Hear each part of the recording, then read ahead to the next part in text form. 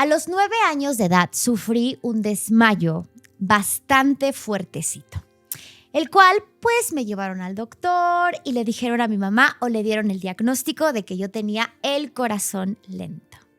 Bienvenidos a un episodio más de No eres tú, son tus hormonas, el podcast. Hoy vamos a tener un episodio el cual es un tema que me han pedido muchísimo porque yo sé que muchas de aquí han padecido o padecen la famosa disautonomía. Y déjenme contarles algo más. Hace 10 años tuve un evento, un reflejo vasovagal por tomarme una cerveza fría, el cual, imagínense, era mi tercera cita con el que hoy es mi esposo. Y pues me desmayé, convulsioné, me hice pipí y bueno, pues fue un show bastante fuerte. Entonces, en ese evento, tuve que ir a visitar al invitado del día de hoy, el cual, pues ya me revisaron y todo y la verdad me dieron una regañiza porque ese día me fui a la party en vez de irme al hospital después del evento que me pasó, pero a ver, véanme, aquí estoy 10 años después. No hagan eso, por favor. Así que hoy vamos a tener a nada menos y nada más que al doctor Carlos Mérigo. Bienvenido. Muchas gracias. A este hermoso podcast que mucha gente va a agradecer la información del día de hoy porque creo que, a ver, y esto es ojo, no todos tienen disautonomía, obviamente, pero a veces también es algo en lo cual no tienen el diagnóstico correcto. ¿Estamos de acuerdo? Sí, a final de cuentas, es un padecimiento en el cual tienes que saber identificar cuáles son los puntos finos en los cuales puedes encontrar los datos que te sugieren que hay alguno de los trastornos que son que comprenden lo que es el síndrome disautonómico, a final de cuentas, porque no es solamente un dato, sino hay varios tipos de síndromes disautonómicos que tenemos que investigar o que averiguar como para poder decir que alguien tiene o no disautonomía o alguno de estos síndromes autonómicos en particular o la combinación de estos, ¿no? Es una cuestión no tan sencilla, pero que habitualmente con un buen interrogatorio y algunos estudios adicionales puedes llegar al diagnóstico. Ahora, en general, ¿qué es la disautonomía? Bueno, la disautonomía en realidad es un trastorno o así se engloba un grupo de trastornos que afectan al sistema nervioso autónomo.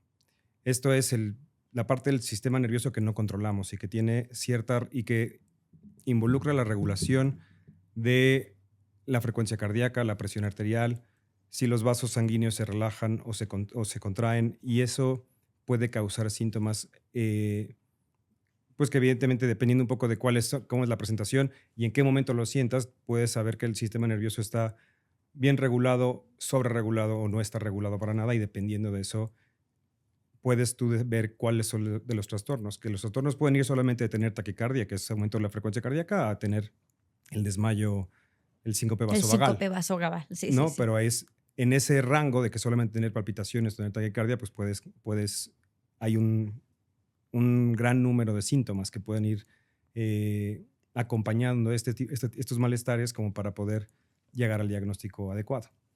Ahora, aquí esto es importante porque mucha gente como que, siente el decir, yo me paro y me mareo o veo negro, o la verdad es que tengo taquicardias de la nada, al estar sentado de repente tengo un evento de taquicardia o tengo dolores de cabeza o pues estoy como cansado o con fatiga todo el día o tengo mucha sed, ¿no? Por lo general vamos ligado hacia estos síntomas.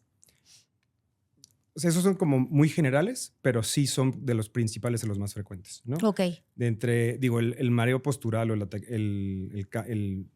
marearte un poquito cuando te levantas muy rápido, pues eso, puede ser tan normal como cualquier persona deshidratada lo puede tener. Claro, ¿no? sí, Pero sí, ahora, sí. Aquí el punto es si esto es una cuestión repetitiva, que no importa en qué condiciones lo tengas, cuánto tiempo te dura, qué tanto te limita la actividad y qué has hecho para corregirlo también es parte de lo importante, porque si a pesar de que tú tienes una adecuada higiene postural, en el sentido, hablando en particular ya de la disautonomía o del trastorno de taquicardia postural, pues entonces quiere decir que a pesar de que tú hagas las cosas bien, te hidrates bien y sigas teniendo, entonces tiene que haber alguna cuestión adicional que tengas Claro. que corregir. Porque ciertamente muchos de estos malestares pueden ser muy genéricos, ¿no? El dolor de cabeza, que me mareo un poquito cuando me levanto, tengo palpitaciones, son muy genéricos. Claro. Entonces, en realidad lo que nos toca a nosotros es interrogar o averiguar y ser muy minuciosos en el interrogatorio para identificar si esas palpitaciones son adecuadas, si son en un ritmo normal, si es en un ritmo anormal, si hay alguna otra cuestión que pudiera estar favoreciendo estos síntomas o si es solamente una cuestión del ajuste que tiene que hacer el sistema nervioso autónomo y que lo está haciendo de forma inadecuada Claro. para la situación en la que estás en ese momento. O sea, hay que tomar en cuenta que esto depende un poco de la situación. O sea, el cuerpo hace estos ajustes de forma natural y en el 90% de las veces no nos damos cuenta de si el corazón o si el cuerpo sube la presión, sube la frecuencia cardíaca porque no lo percibimos o no nos damos cuenta. Claro. Como mucha gente, yo digo, nunca te das cuenta que tienes dolor de cabeza, más bien, tú nunca sientes la cabeza hasta que te duele la cabeza. Exacto. De la misma manera, tú nunca sientes que el corazón trabaja hasta que sientes palpitaciones. O sea, no lo percibes, ¿no? Y con eso pasa un poco con la disautonomía. Tienes que averiguar en qué situación estás percibiendo o tu latido o estas alteraciones de la presión o estas alteraciones, pues en cómo se controla o cómo se regula tu cuerpo para poder decir esto es normal o esto es anormal, me siento bien, me siento mal, y con base en eso decidir si hay que hacer algún tipo de, investigar alguna cuestión adicional que puedas tener. Ahora, yo me acuerdo, por ejemplo, en su momento, creo que de los primeros estudios que a mí me hicieron hace muchos años, era así una prueba de esfuerzo y también me hicieron en su momento un Holter, ¿no? Para ver cómo estaba toda mi frecuencia y demás, porque pues, a ver, antiguamente no existía un iWatch y no existían, pues, ¿estás de acuerdo? O sea, Sí. y no existían todos. O sea, yo me acuerdo que en el momento en el que yo me sentía cansada o que, por ejemplo, algo que a mí me pasaba muchísimo era de, no sé, estás en el recreo, empiezas a correr y pues o sea, te cansas o algo que de verdad era de que ante situaciones de calor, yo me desmayaba. O sea, me acuerdo perfecto que hubo un periodo de tiempo que yo no podía estar. Antiguamente, ¿te acuerdas que hacían los homenajes? Bueno, yo soy de pueblo, soy de Veracruz, entonces no sé si aquí en México hacen eso, pero todos los lunes hacías un homenaje en la escuela, ¿no? Exacto. Entonces yo, si estabas en el calor, era de estar parada, era o sea, azotón. O sea, azotas o de plano no aguantaba temperaturas. A ver, Veracruz es un lugar muy caliente. Entonces, entre que corrías, te deshidratabas. A mí me pasaba mucho de que corría, tosía y vomitaba o me desmayaba, ¿sabes? Entonces, o sea, sí eran situaciones que a ver, toda mi vida viví de Gatorade. Toda mi vida. Me acuerdo que en mi casa no podía faltar y a mí todos los días era eso. O me acostumbré a tomar agua mineral desde muy pequeña.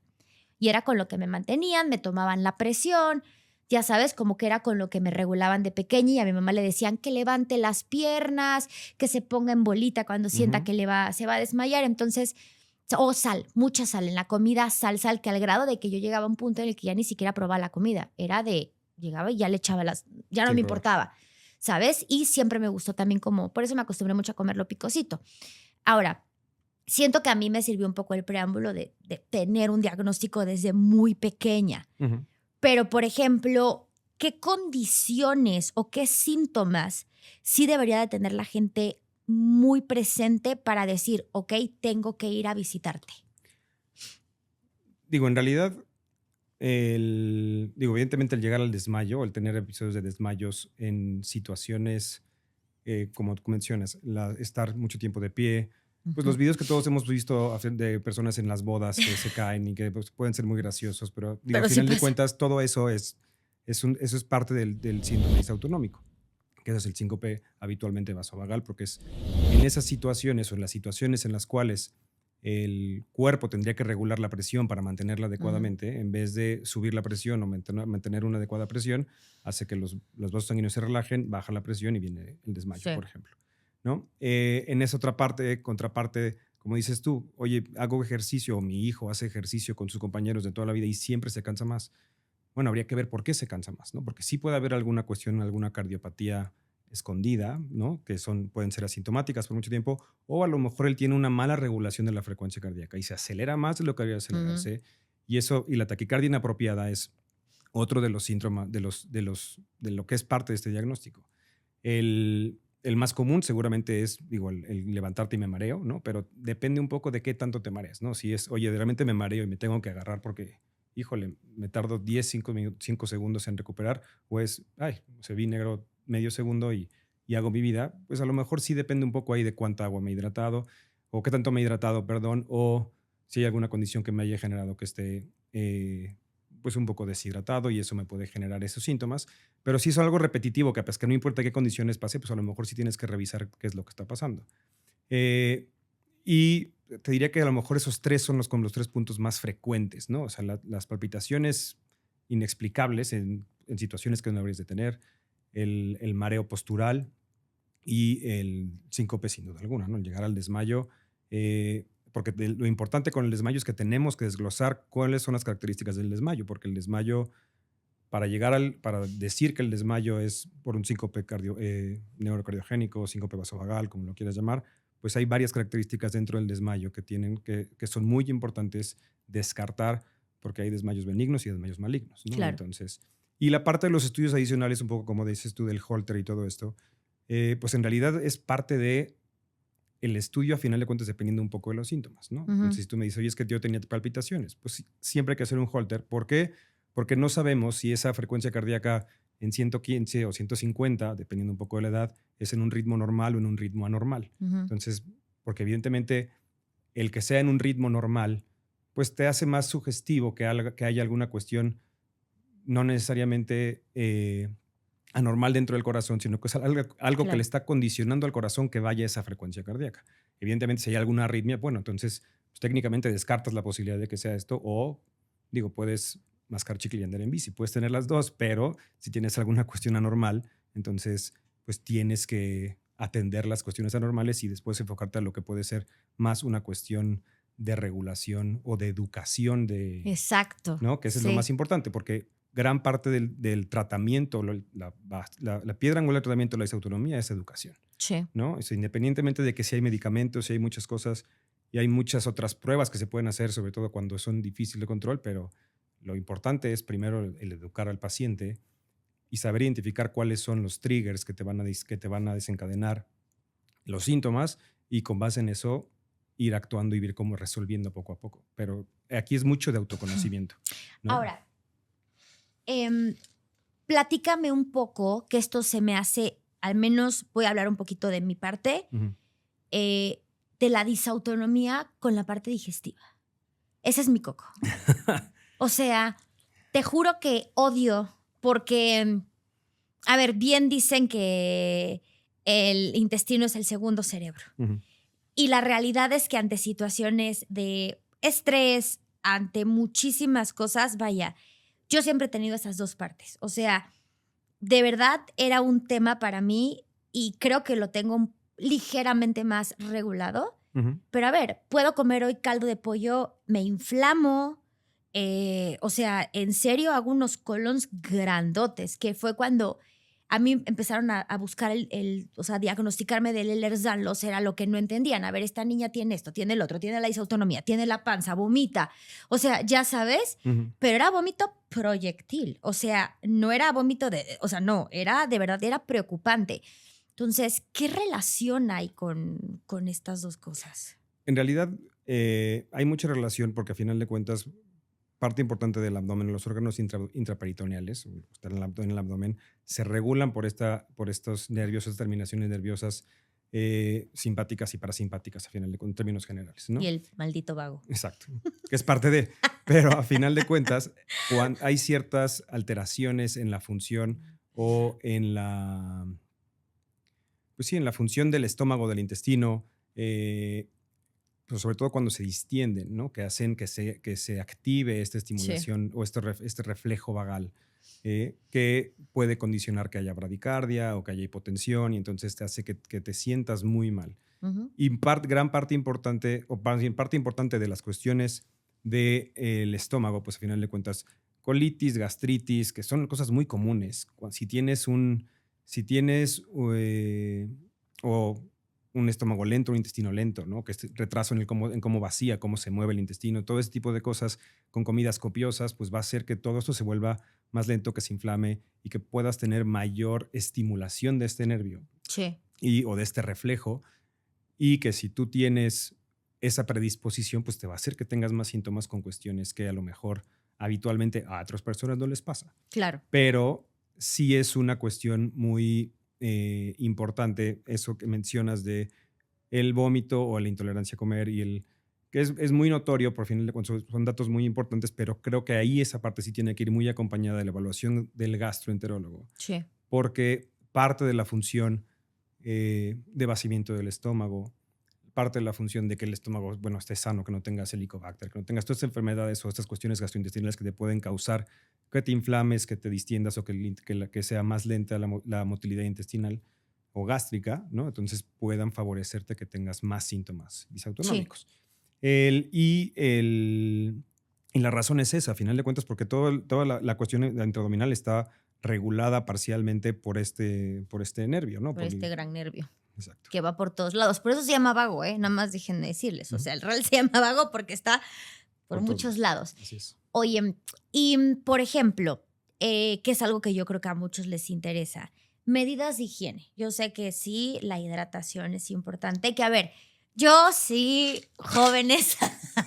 Es que habría que hacer un examen en realidad, porque tú me dices hidratación y si tú le preguntas a alguien hidratación y todos te va a decir 1 litro, 1,5 litros al día.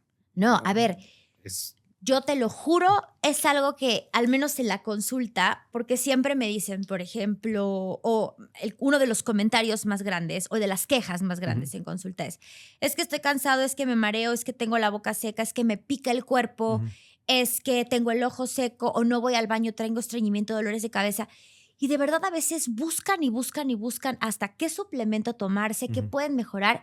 Y te juro que me dicen, no llego ni al litro de agua.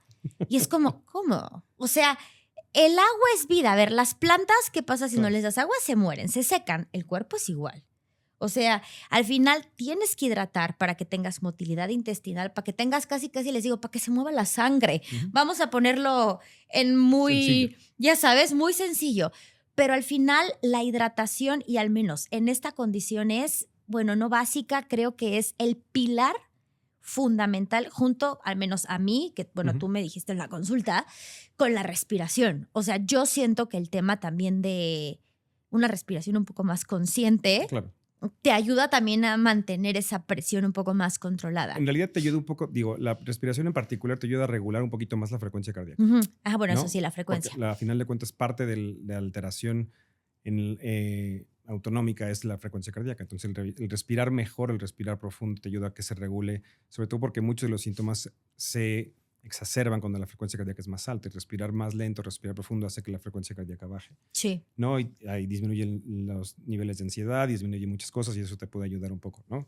Pero bueno, regresando un poco a lo del agua, pues en realidad lo del agua es básico, a final de cuentas, ¿no? Y digo, no tiene que ser agua solo, no tiene que ser, ¿no? Simplemente líquidos al día en general, ¿no? Sí. Y la verdad es que es muy común estar en la consulta y cuando empiezan a platicarte el cuadro dices, bueno, ya dices, seguro tienes autonomía. ¿Cuánto tomas de agua? Los líquidos al día y te dicen 1 litro. 1 litro o menos, ¿no? Y los ves, no, sí me hidrato muy bien y los ves con los labios secos. Secos. Que se les pega, que la lengua se les pega y cuando hablan empiezan. O que hablan él. Exacto, ¿no? Entonces cuenta, ahí ¿no? te das cuenta, dices, pues, y son las 3, 4 de la tarde, ya desayunaste, ya comiste o lo que sea y sí. no has tomado agua en todo el día, ¿no? Entonces, ese tipo de cosas son las que te van dando tips, a final de cuentas, para decir, realmente no estás tomando tanta agua. Y como te digo, tú me puedes decir 1,5 litros, ya me siento muy bien hidratado. Ajá. En realidad la recomendación real es de 2,5 litros a 3 litros al día. Al día. Pero a ver, y sí, de hecho... Y eso sin tomar en cuenta si el ejercicio. La realidad es que es 40 mililitros de agua por kilo de peso. Eso es lo que deberíamos idealmente de tomar. A grandes rasgos, arriba de 2.5. Yo ya de verdad siempre les digo, ya mínimo 2. Ya, o sea... Ya, date 2 santos. Date de que de verdad si tu cuerpo, porque te dicen, me da asco el agua, bueno, ponle limón, ponle electrolitos, o sea, ya sabes. Y la verdad, yo sí te lo puedo decir como paciente, o sea, el electrolito es... No electrolit, por favor, electrolitos, de verdad, que no tengan azúcar, porque también, o sea, no vamos por ahí. Y no estoy diciendo que el electrolit sea malo. Simplemente que si es algo que van a usar de Todos diario, los días. pues un colorante más tanta azúcar no se me hace lo mejor. Pero hay varias marcas que de verdad, era lo que yo te decía, a ver, yo he probado muchas y siento que ahorita que probé los Element que tienen de verdad bastante sodio, es otra cosa, ¿eh? O sea, hasta para entrenar. La verdad. Y yo te puedo decir, yo antes de entrenar, al menos esto ya me lo fundí hasta acá. Ya sabes, de que estoy, o sea, de que empiezo para poder aguantar también. Que también depende del tipo de ejercicio. Sí. Porque a final de cuentas no es lo mismo el que tengas un entrenamiento tipo HIIT de intervalos, ¿no? Que no es recomendable por la frecuencia cardíaca y porque sube y baja la frecuencia cardíaca y promueves más alteración. Pero bueno, sí tienes que estar bien hidratado. Por lo menos yo te diría que medio litro de agua, Sí. ¿no? O sea, antes de hacer ejercicio, está perfecto. Y la otra cosa que también no es tan recomendable es las pesas de alto impacto. Bueno, no de alto impacto, sino con mucho peso.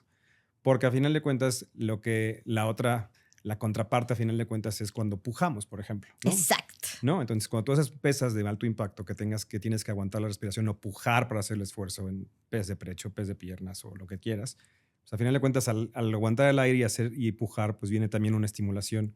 Es durísimo. Y que te puede causar que te desmayes durante el esfuerzo, ¿no? Y y eso lo pueden buscar en cualquier video en YouTube, tú puedes ver muchísimos y es... Vénganme a ver entrenar, no busquen en YouTube. Porque el peso o el tener que Sí. pujar te hace que no te regules adecuadamente. Entonces, también aprender también, o sea, aparte de ver, hay que saber qué tipo de ejercicio haces, cuál sí puedes hacer.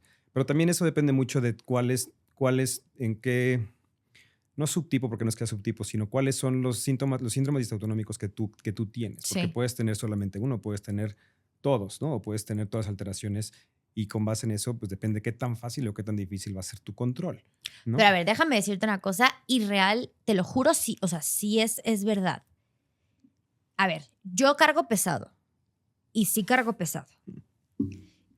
Y sí veo negro.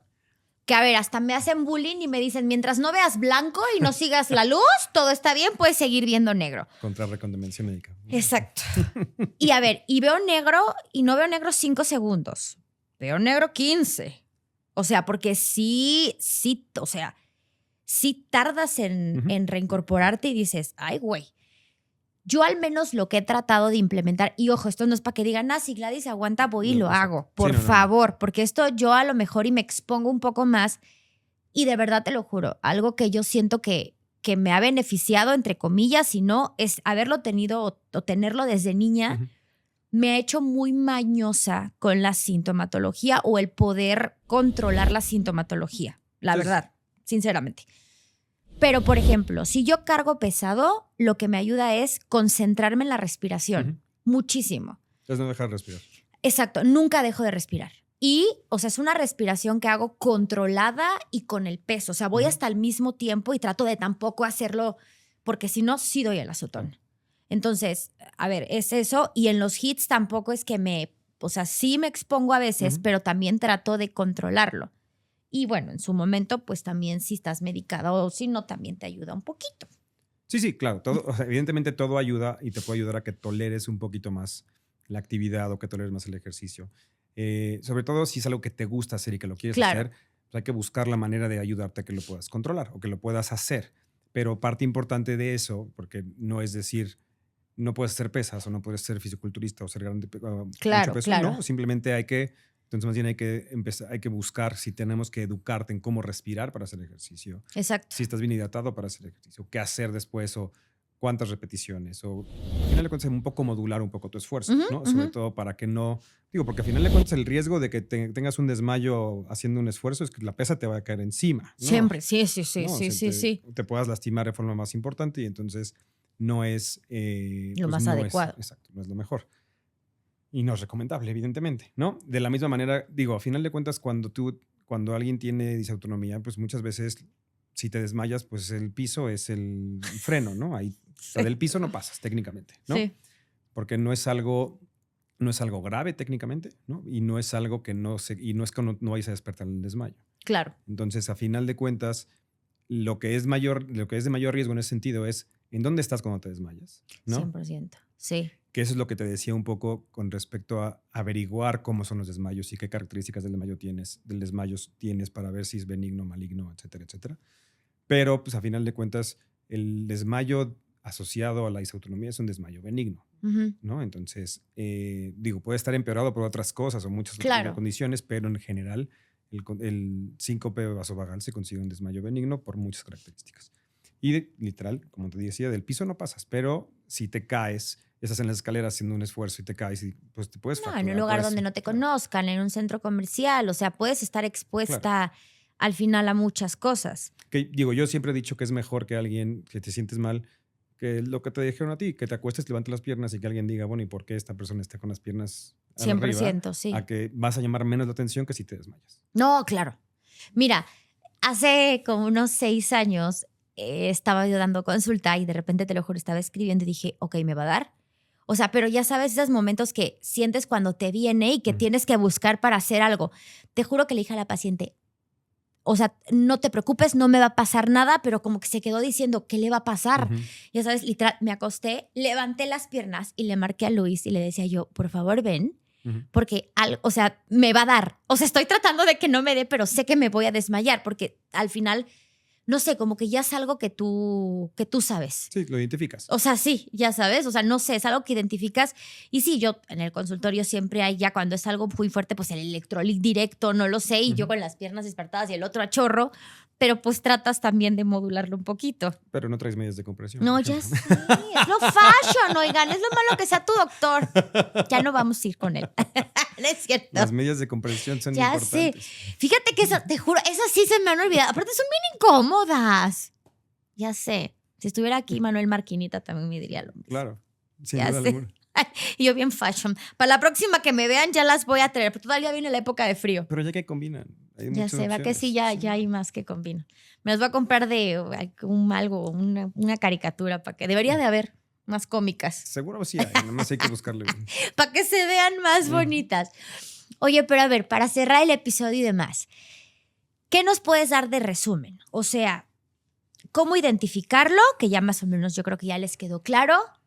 En caso de que lo tengan, ¿cuáles serían tus sí, no, aparte de sus medidas de compresión, sus sí, o sea, los sí no negociables de la gente que tiene disautonomía, que es, a ver, ¿quieres vivir con calidad? Esto tienes que hacer sí o sí. Bueno, lo primero creo que es identificar cuáles son tus triggers o lo que te detona los síntomas, a final de cuentas. A mí el no dormir. Sí, digo, a final de cuentas eso va en relación a que si no descansas hay más descarga enérgica, hay más taquicardia y todo eso te puede detonar a final de cuentas. Pero cada quien tiene diferentes estímulos que lo pueden causar. Y hay uno que es muy importante y que muchas veces, y que eso seguramente pasó y a mucha gente le ha pasado y que los tachan de que es pura ansiedad y es pura ansiedad y pura ansiedad, ¿no? 100%. Y te dicen, es que eres ansiosa y se acabó y nada más. Bueno, la ansiedad sí es parte del problema porque al final de cuentas la ansiedad también causa taquicardia y causa más alteraciones y puede tanto iniciar los síntomas autonómicos o puede propagarlos a final de cuentas, hacer que sean más importantes, ¿no? Entonces también parte del tratamiento hasta cierto punto es, como decía hace rato, la respiración, la meditación, el ver cómo controlo la respiración y buscar cuáles son mis mecanismos de control, por decirlo de una manera, ya desde el acostarme y levantar las piernas, o el saber respirar, o el saber qué tengo que hacer para controlar un poco. Pero bueno, dentro de las cosas que sí hay que hacer, ¿no? O sea, creo que si tienes la sospecha de que hay alguna cuestión, lo primero es buscar ayuda, sin duda alguna, ¿no? O sea, no creo que no existe el checklist en ningún lado, ¿no? Por decir una cosa, yo me voy a hacer el autodiagnóstico de disautonomía. No, creo que tienes que buscar ayuda profesional, o sea, buscar un cardiólogo, un neurólogo, dependiendo un poco cuál sea tu causa, ¿no? Y con base en eso empezar.